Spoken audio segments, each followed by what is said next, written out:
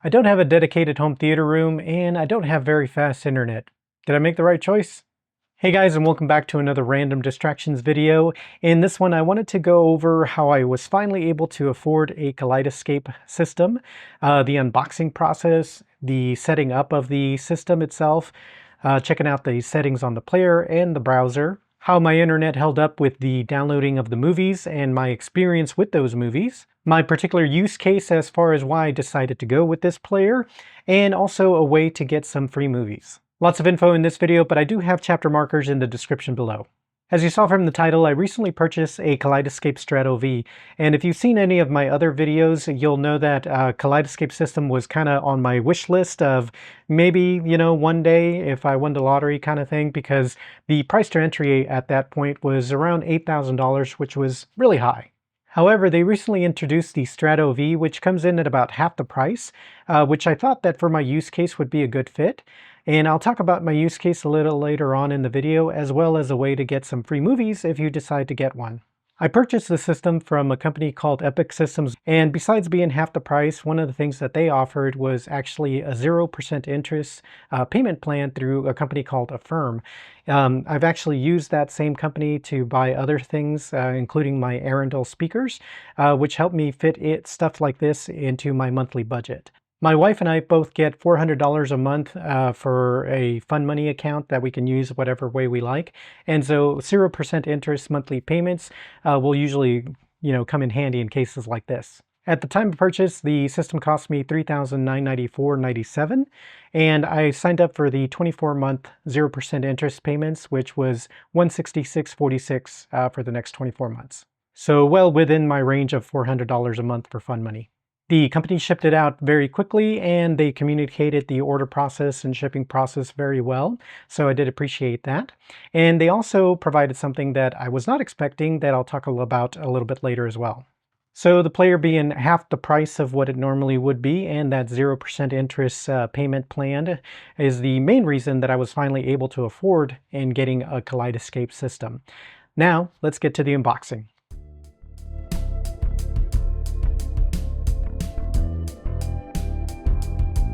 It comes well packaged with the unit and some foam. Then a installation page. Under that, we have an HDMI cable, Ethernet cable, power brick, and cable, the remote with batteries, and some additional documentation.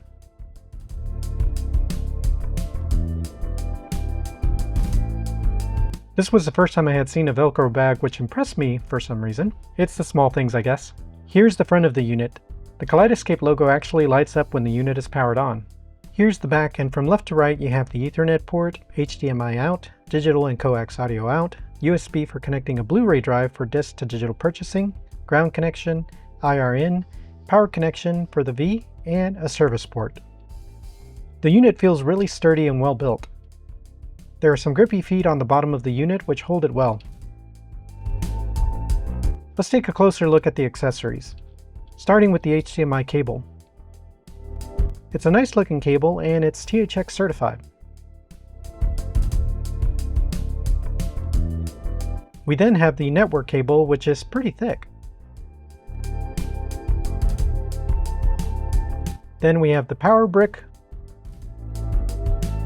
with barrel connection for the unit,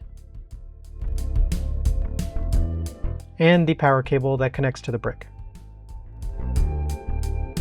Here's just a closer look at the installation instructions, which you can also find online, but it's as simple as 1, 2, 3, 4.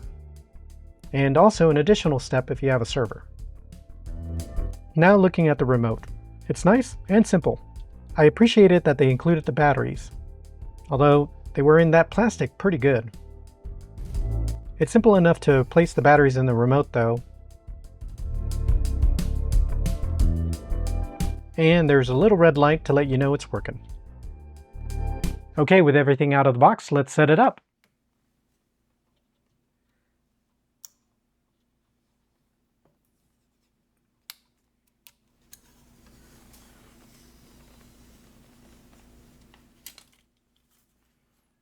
You are first greeted with a welcome screen, then the ability to adjust network settings, and then continue, which will tell you if there are any issues. You then have to choose which option is best for you, which for me was to set it up as a standalone player.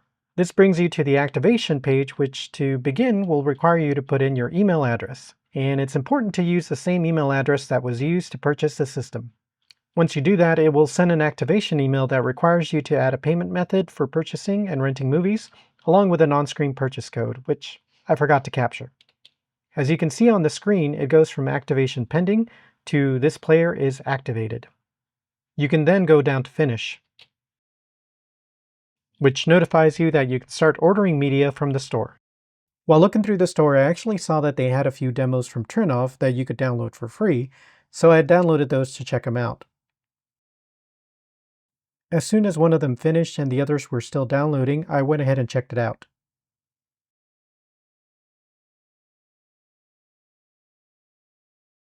Okay, let's take a look at the GUI and the settings both on the player and the browser. You have three sections. Let's look at status first. On here, you have your content summary, so what's on the unit including downloads in progress and available storage left. System summary that includes the OS version and the IP address for the browser interface. And finally, the downloads, which will show you any current title being downloaded and the progress. You can also set the maximum download speed from here. Let's look at the settings on the player. You have player options, network, player name, language subtitle settings, advanced, system, which is for the time zone, activation, and other settings, which you actually need to do from a browser. So opening up a browser and putting in that IP brings you to the settings and components section of the player. And on here you have the movie player information like the device, the name, serial number, IP address, MAC address, its capacity, available storage remaining, which looks like I only have 14% left, the hard drive temperature, which I found interesting, network speed, and then you can also adjust the front panel lights. As I mentioned, that front panel turns on and off when the player is on, and you can go all the way to bright. The default is 10. I actually currently have it set to 1 just so it gives a hint that it's turned on, and off is another option as well. You also have the ability to add a Terra movie server, which unfortunately I don't have, so I don't have any information there. And then you also have a general section here, which provides the ability to deactivate the system. Currently it shows the system is activated, and then also the software version and the last time that it was updated. Going back to the component section, we have three buttons as well here: OK, Settings, and Restart. Let's go take a look at Settings. In this window, you have a couple of different tabs, starting with Video. And then under that, you have Video Capabilities and Status, which if you click on this button, it'll actually show you the information about the player, like what things are connected. And as you can see right now, the HDMI sort of looks like it's highlighted, but it's currently in standby mode. This won't show anything when the unit is powered off, but let me show you what it looks like when it's turned on. All right, so now that I've turned on the player, you can see that my HDMI is active. And it also shows the supported 4K Ultra HD modes, which for mine it shows 30 and 60 Hertz, 30-bit 444, and also PAL and film abilities. And then down here you also show the supported HDMI features, which HDCP, resolutions, standards, color formats, HDR formats, and all that good stuff. Oop.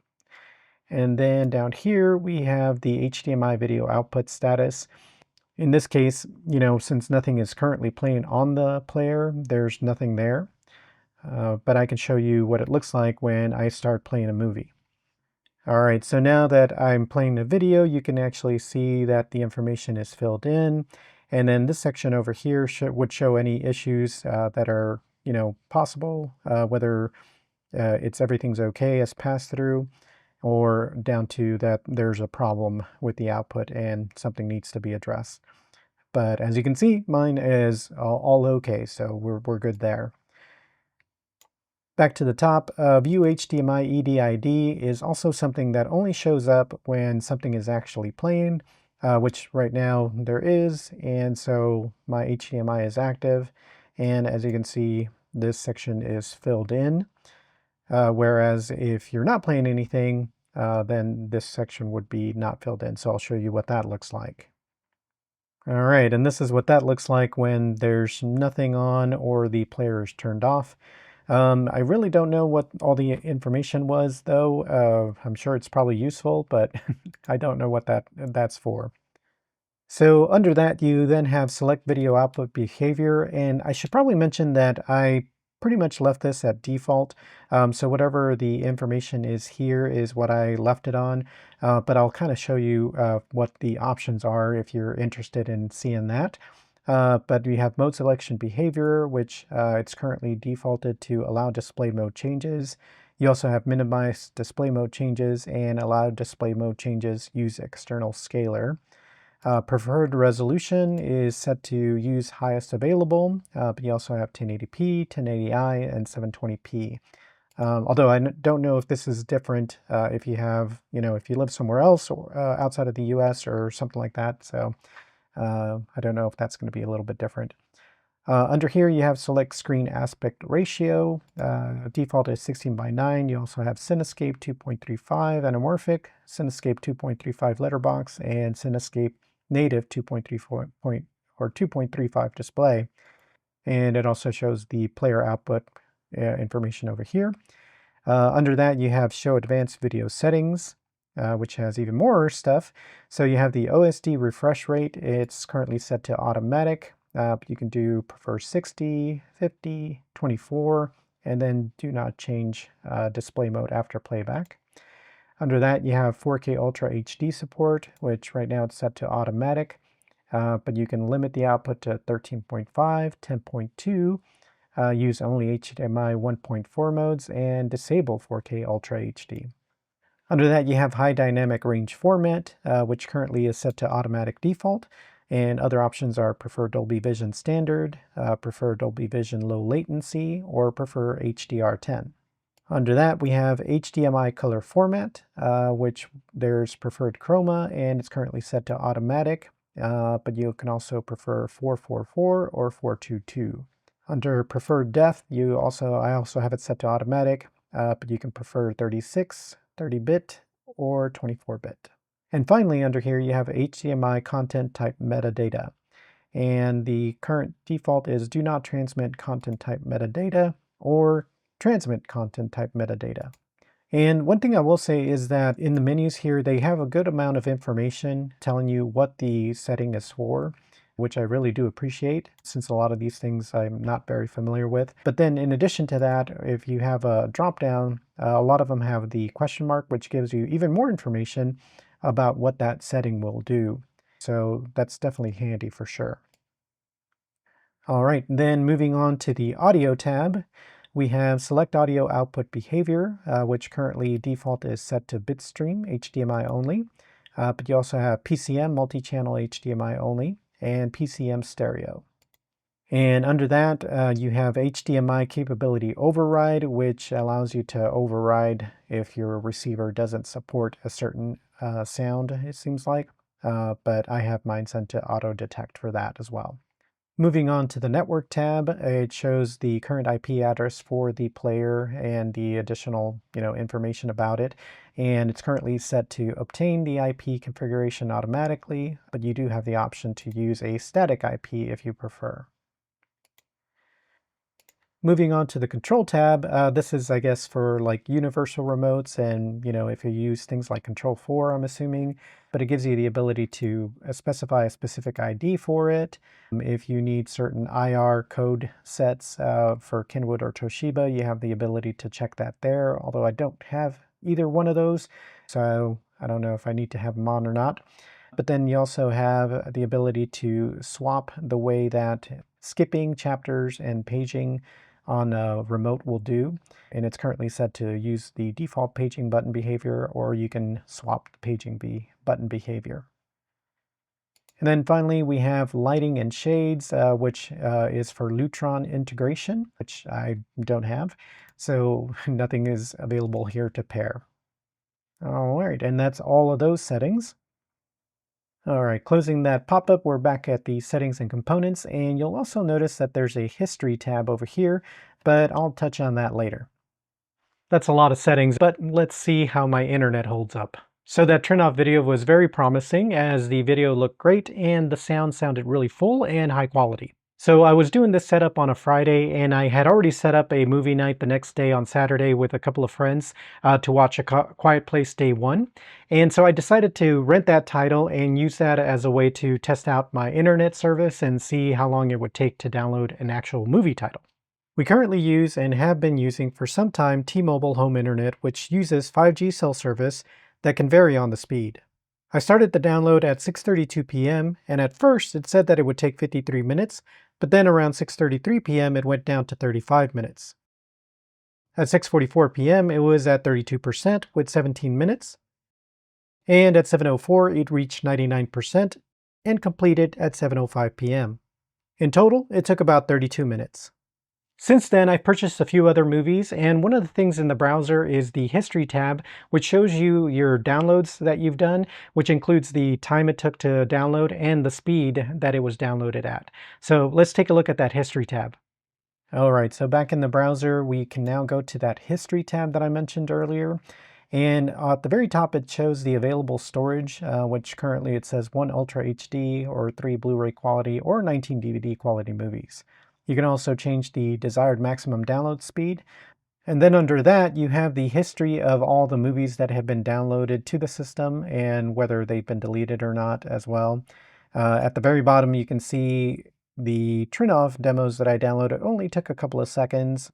And here you can see A Quiet Place Day 1, which was the rental that I got. And I mentioned earlier in the video that it took about 32 minutes, but it deleted the information now that the movie is gone.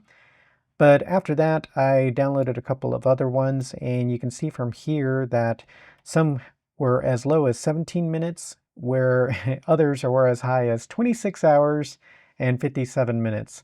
It also shows you the speed, so the one that completed in 17 minutes was as high as 545.9 megabits per second, while the one that was 26 hours was as low as 7.2 megabits per second, which is unfortunate. But I really feel like that's just kind of a glitch, because if you notice, like Mad Max Fury Road was 33, Alita was 32, Guardians was 47, Volume 3, Volume 2 was 42 minutes, and the first one was 32 minutes. We also have Interstellar, which was 35 minutes, and Batman was 32 minutes. So I really feel like this was just kind of an anomaly. For the most part, I think most of them are going to be within this range of being under an hour to probably closer to 40 minutes, I guess. Before purchasing the unit, I was concerned about my internet service because of, the being 5G cell service and all that. And so I was wondering if I was going to be looking at, hours and hours of download time for a movie, which there was that one that did happen. But for the most part, they all seem to be under the 1 hour mark, with a lot of them being like 30, 40 minutes, something like that, which was good. Of course, this will require a little bit of pre-planning on my part, but I think it's totally doable as long as I don't get, another glitch like that, which I really do think it was just kind of a weird thing because all the other titles have been, going really well, but I'll definitely keep an eye on that. So what about the quality? Well, as I said, the turn-off demo, was kind of a good first impression. And I had downloaded Quiet Place Day 1 for the movie night that I was having. And I had already seen the movie in the theater, so I wasn't really too concerned and decided to go ahead and play some scenes before they actually got there. And I got to tell you, I was really impressed by the video quality. It did look like I was checking out a physical media version of the movie. And then as far as the sound, it was very dynamic. And I didn't have to turn up my receiver like super loud in order for the volume to sound right or things to sound right. After the movie night with my friends, I did ask them like what they thought about it, and one of them actually said that he thought it was a physical disc that I was playing off because it did look and sound really good. Since then, I've checked out a few other titles as well that I purchased. All of them look really great, even older titles like The Thing and Fifth Element. Most of the titles that I've purchased are Dolby Vision and Dolby Atmos, with Dolby Vision being something that only the Strato V can do, as their previous players were not able to do that. So as far as video and sound, they definitely met my standard. So what is my use case and why this Kaleidescape Strato V? As a reminder, this is my home theater space. It's my living room that opens up to our dining and kitchen area. It's not a big space, and this is the only space that I have. Because of the price, I did ask a couple of people, what are the pros and cons of going with this system? And one of the suggestions that came up quite a bit was going the DIY route. So finding a Blu-ray player that would be able to rip the movies, although you do have to find a specific one with the correct firmware and things like that.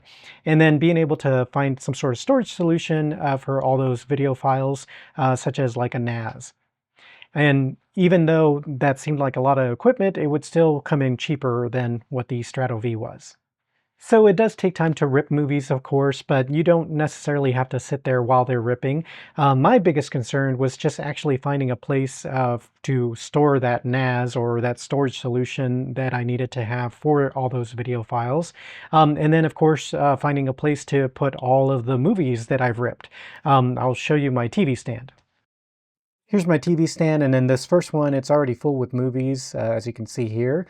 And the second drawer is filled with just a bunch of junk, but even if it was empty, there's still not that much space. Speaking of space, even if I could have afforded the Strato C plus server combo that they used to have, I would have needed to find a place for those as well. So with the Strato V being such a small unit and it's self-contained, it just fits in my space a lot better. I also don't have Ethernet cables running through the walls, so the communication between the movie server and my home theater would be wireless. I've actually tried this before with Plex on my computer and trying to run it over to the home theater, and unfortunately it's not very reliable. However, my big pushback on that is that I don't usually want to keep a movie around. For the most part, I'm usually okay with watching a movie once and being done with it. And I know that streaming can do that, but every now and then I've run into the occasional buffering issue where everything turns blocky, or there's online services like, Max that you have to turn up the volume really loud and it still doesn't sound that great. Even though it has that ability, I still like to actually see something that sounds good and looks great. The Strato V has a direct connection to my home theater, so I don't have to worry about a wireless connection. And since the video is downloaded to the system, I get great video and audio quality. The storage on the Strato V is limited to about 10 Ultra HD movies, which is not very much considering the price that you're paying. But like I said, I'm not one to keep movies around. The only ones that I may keep are those that are good demos for my home theater whenever I'm either testing something out or, checking to see if any changes are better or worse. So for the most part, I'm going to be renting movies on the system. With that, you have up to 30 days to actually start viewing the video. But then once you start viewing the video, you only have 48 hours to check it out. That's how the Quiet Place worked out. I rented it and watched it, and then it was automatically deleted after 48 hours. For most movies, this will be a cheaper option, of course, as some of them can be as low as like $8, I think, to rent a movie. And I don't have to worry about finding a place to store the movie case afterwards. Some other comments that I received are in regards to Kaleidescape going under, and if that happens, then I don't own anything anymore, and I lose everything that I've purchased. Like I said, I'm not really somebody who's going to keep a lot of movies. I'll probably just rent them anyway, and this could be just conditioning from, doing streaming for so many years. You're paying all this money for something that you don't own anyway. As for Kaleidescape going under, nobody knows for sure, of course, but they seem to be stable enough. And I think that the introduction of this Strato V player being, half the price of what their entry used to be, will actually help them get more people into the system. I usually try to pay things off a little bit early, so I'm trying to shoot for middle of next year, so hopefully they'll last at least that long. I know that I mentioned that I plan on renting movies, but for the ones that I purchased, how did I get those?